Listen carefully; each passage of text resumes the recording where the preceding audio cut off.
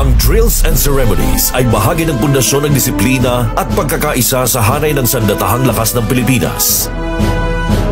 Sa pamamagitan nito, naisa sa buhay ng mga sundalo ang tamang kilos, koordinasyon at respeto sa watawat, sa pamunuan at sa kanilang tungkulin.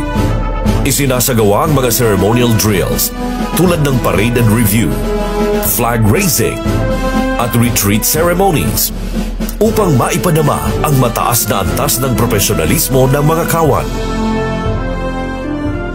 Ang mga ito'y hindi lamang para sa formal na okasyon, kundi bahagi rin ng araw-araw na pagsasanay upang mapanatili ang disiplina, alertness, koordinasyon, at tatag ng pangangatawan. Ang bawat hakbang, paghawak ng armas at sabayang galaw ay bunga ng mahabang oras ng pagsasanay. Ito rin ay simbolo ng respeto sa military tradition at simbolo ng disiplina at katatagan ng isang unit, ano man ang kanilang ranggo o tungkulin.